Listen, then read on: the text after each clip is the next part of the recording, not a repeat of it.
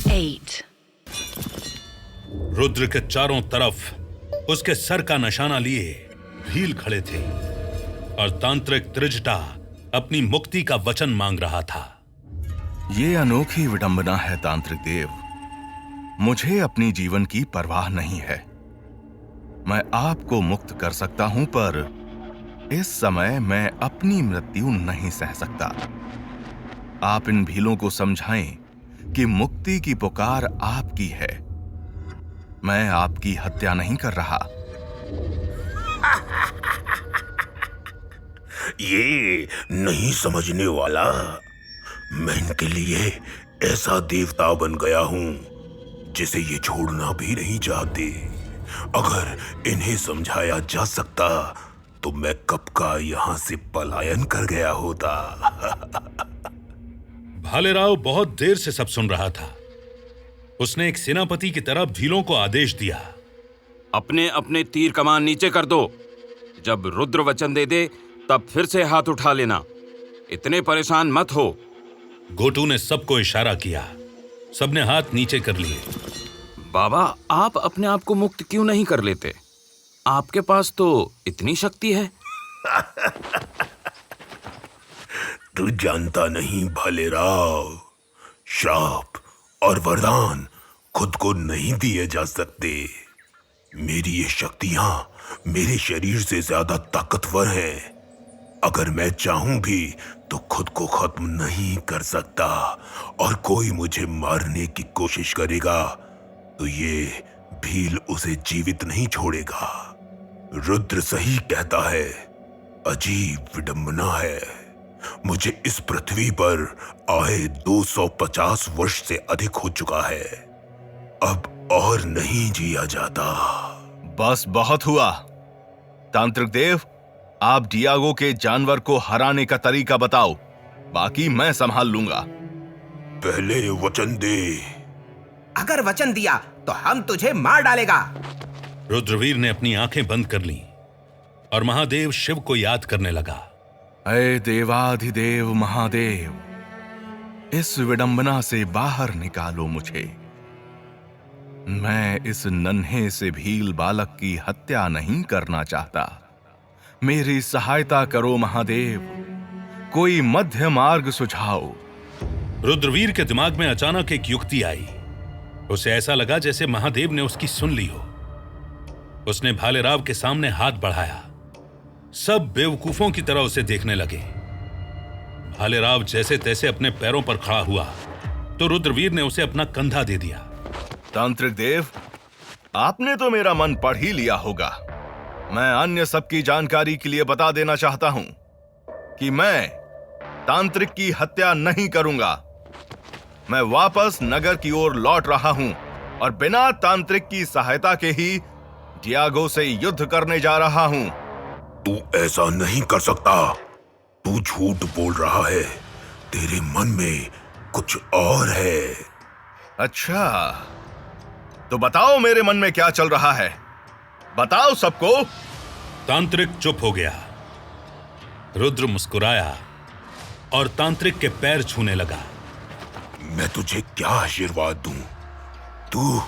तू डियागो के कैद खाने में खुद घुसने वाला है और तू वहां झूठ बोलने वाला है कि तांत्रिक त्रिजटा ने तुझे लोगों को मारने की शक्तियां दी हैं। ये तो झूठ है। भालेराव तुरंत रुद्र की योजना समझ गया। जब सच से काम नहीं चल रहा तो झूठ ही बोलना पड़ेगा ना त्रिजटा बाबा।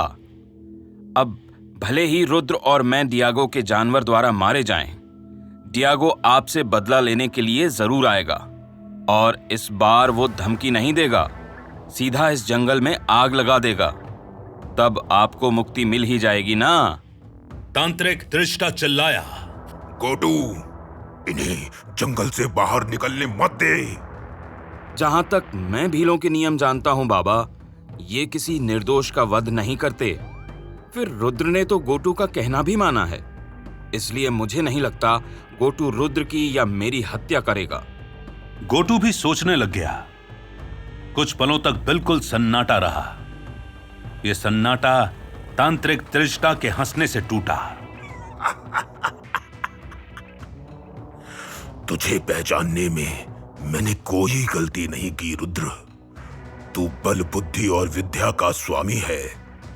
रुक, इधर आ। मैं तुझे लोभों की ताकत और कमजोरी बताता हूं। रात के दूसरे पहर तक रसूल और उसके 4 सिपाही 30 से अधिक कोठरियों की तलाशी ले चुके थे, पर उन्हें अब तक लोबा का कोई भी सुराग नहीं मिला था। 31वीं कोठरी ऊपरी मंजिल पर थी। इस मंजिल पर कोई कैदी नहीं रहता था। यह पूरी मंजिल ही खाली थी। इसके ऊपर बस डियागो का दफ्तर था। डियागो अपनी सुरक्षा के लिए अपने नीचे वाली मंजिल पर किसी भी कैदी और सिपाही का रात में आना बर्दाश्त नहीं करता था। आज के लिए ये आखिरी कोठरी है जिसमें हम तलाशी लेंगे। इसके आगे कोई नहीं जाएगा, वरना मालिक ने देख लिया तो जान से हाथ धोना पड़ेगा। जाओ देखो, खाली कोठरी की तलाशी में क्या समय लगेगा। चारों सिपाही डरते डरते आगे बढ़ने लगे। सब जानते थे कि तहखाने से ऊपरी मंजिल तक लोबा अकेला पहुंच ही नहीं सकती थी। फिर भी वो सहमे हुए थे, क्योंकि पूरे कैदखाने में यह अफवाह फैल चुकी थी कि बंगालन जादूगरनी अभी जिंदा है। रात के तीसरे पहर में अचानक केशव की नींद खुली। वो जमीर बख्श के कमरे के बाहर 3 और सिपाहियों के साथ बैठा था। बाकी तीनों भी बैठे बैठे सो रहे थे। केशव बिना कोई आवाज किए उठा और पहली मंजिल से नीचे उतरने लगा। यह खबर उस तक भी पहुंच चुकी थी कि काले जादू वाली बंगालन अभी जिंदा है और उसी ने मादा भेड़िए को अपने वश में करके कहीं छुपाया हुआ है। जंगल में रात होते ही भीलों ने लकड़ियां जलाना शुरू कर दी थी।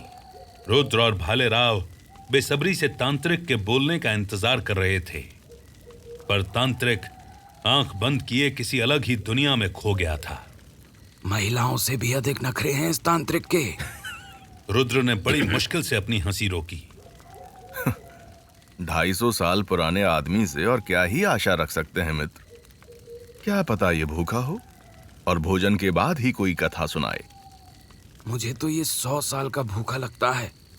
ये 2 दिन में 2 बार सूखी रोटी भी खा लेता तो इसका मुंह पिचके हुए अंगूर जैसा नहीं होता। तुम दोनों ये भूल रहे हो कि मैं मन की बातें सुन सकता हूं।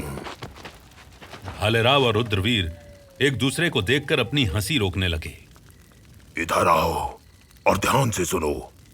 मैं मन ही मन लोबो भेड़िए से संपर्क स्थापित करने की कोशिश कर रहा था। ऐसा प्रतीत होता है कि वो बीमार है। उसका अंत समय निकट है। ये तो बहुत अच्छा समाचार है बाबा। नहीं मूर्ख, पहले पूरी बात जान, उसके बाद किसी निष्कर्ष पर पहुंच कि ये अच्छा समाचार है या बुरा। हम पूरी बात जानने की प्रतीक्षा कर रहे हैं तांत्रिक देव। आपका शुभ मुहूर्त आ गया हो तो कथा सुनानी शुरू कीजिए। त्रिजटा ने चुल्लू में पानी लिया और कोई मंत्र बुदबुदाने लगा। ओम ह्रीम ह्रीम रक्षम गराय। ओम ह्रीम ह्रीम रक्षम गराय। ओम ह्रीम ह्रीम रक्षम गराय। ओम हट स्वाहा। तांत्रिक ने अपने चारों ओर जल का छिड़काव कर दिया। हवाएं तेज होने लगी। मौसम बदलने लगा। आसमान में धीरे धीरे काले बादल छाने लगे। अब मैं जो बताऊंगा वो उन आत्माओं तक नहीं पहुंचेगा जो तुम्हारा नुकसान कर सकती है। डियागो जब मेरे पास आया तब मैं उसकी मदद करने का इच्छुक नहीं था। वो मुझे विवश कर रहा था। और जब उसने बताया कि उसे एक ऐसा अनोखा राक्षस चाहिए जो न सिर्फ उसकी रक्षा करे बल्कि लोगों को तड़पाने, उनका शोषण करने के भी काम आ सके, तो मेरे मन में उत्सुकता पैदा होने लगी। उसने बताया था कि उत्तरी पुर्तगाल के राजा ने कई ऐसे खूंखार जानवर पाले हुए थे जो महल की बदचलन औरतों का बलात्कार कर उन्हें दंड देते थे। वो भी कुछ ऐसा ही भेड़िया चाहता था, पर उसको आम भेड़ियों से कहीं बड़ा, ज्यादा ताकतवर और ज्यादा क्रूर जानवर चाहिए था। तो आपने उसे लोबो बनाकर दे दिया, पर कैसे? मूर्ख है तू। पुर्तगालियों की भाषा में भेड़िए को लोबो कहते हैं। मैं अपने जीवन में एक बार हिमालय गया था। वहां मुझे कुछ खतरनाक भेड़िए दिखे थे। वो खूंखार भी थे और भूखे भी, लेकिन फिर भी उन्होंने मुझे कोई नुकसान नहीं पहुंचाया था। तब मैं नहीं जानता था कि उन हिमालयाई भेड़ियों ने मुझ पर दया क्यों दिखाई। और अब आप जानते हो? हाँ, भेड़िए हमेशा झुंड में रहना पसंद करते हैं। वो एक परिवार की तरह अपने बच्चों की, अपनी मादा भेड़िए की रक्षा करते हैं। उनके लिए भोजन की व्यवस्था करते हैं। मैंने डियागो से कहा कि वो मुझे नर मादा का एक जोड़ा ला कर दे। मैं उन्हीं को ऐसा खतरनाक बना दूंगा कि उन्हें कोई मार नहीं पाएगा। तो ये दोनों भेड़िए डियागो खुद लेकर आया था? हाँ, ये भेड़िए वो पानी के जहाज में भर के पहले ही ला चुका था। मुझसे वो बस इन भेड़ियों को आदमखोर राक्षस बनवाना चाहता था। मुझे तो लगा था कि भेड़िया अपने आप में ही एक राक्षस होता है। एक समय मुझे भी यही लगता था, पर नहीं। भेड़िए जो भी फैसला लेते हैं वो अपनी मादा भेड़िए से पूछे बिना नहीं लेते। शिकार भले ही भेड़िया करे, पर किसका शिकार करना है और किसका नहीं, इसकी मंजूरी मादा भेड़िया ही देती है। इसका मतलब डियागो की जेल में भी यही हाल है? नहीं, जब मेरे पास वो दोनों भेड़िए आए तो सबसे पहले मैंने इन बीलों की मदद से उन दोनों को उनकी खुराक से दुगना गोश्त खिलाना शुरू कर दिया। जिसके बाद बीते 84 वर्षों में जितने भी खूंखार बाघ, गुलदार और अन्य खतरनाक जानवर अपनी उम्र से पहले ही मर गए थे, उनकी आत्माओं को इकट्ठा करके लोबो के शरीर में समाहित कर दिया। लोबो बुरी तरह तड़पा। उसके शरीर में बदलाव होने लगे। उसका कद बढ़ने लगा। मैं जानता था कि ये एक ऐसा खूंखार जानवर बनने वाला है जिसको काबू में करना डियागो के बस की बात भी नहीं होगी। फिर आपने लोबा का इस्तेमाल किया? हाँ, लेकिन यही मुझसे मेरे जीवन की ऐसी भूल हो गई जिसके पश्चाताप में मैं जल रहा हूं। मैं मुक्ति चाहता हूं। ऐसा क्या किया तुमने? जंगल के दूसरे हिस्से पर कुछ आदिवासी रहते हैं। उनमें से 2 आदिवासियों ने कई बार मेरी सेवा की थी। उनसे खुश होकर मैंने वहां उन 2 कन्याओं को अपनी कुछ शक्तियां उपहार स्वरूप सिखा दी। क्या थीं वो शक्तियां? उन दोनों कन्याओं के मर्द जबरदस्ती संभोग करने के लिए उन्हें मारते पीटते थे। इस अत्याचार से बचाने के लिए मैंने उन्हें वशीकरण सिखा दिया था। रुद्र की आंखों के सामने तुरंत कहीं अपराजिता का चेहरा घूम गया, दूर कहीं बिजली कड़की। दुविधा तब हुई जब उनमें से एक ने दूसरे के पति को बता दिया कि उसकी पत्नी उस पर जादू करती है। इतना पता चलते ही उस आदमी ने अपनी पत्नी को इतना मारा कि उसने शरीर त्याग दिया और उसकी आत्मा भटकने लगी। मैंने लोबा के अंदर उसी की आत्मा डाल दी। तो इसमें क्या पाप हो गया? अच्छा है, एक ऐसी आत्मा जिसे वशीकरण आता हो, लोबों को काबू में करने के लिए बिल्कुल सही थी। पर मैं नहीं जानता था कि वो कन्या मौत से पहले पेट से थी। इसका मतलब लोबा में एक नहीं बल्कि 2 आत्माओं का वास है।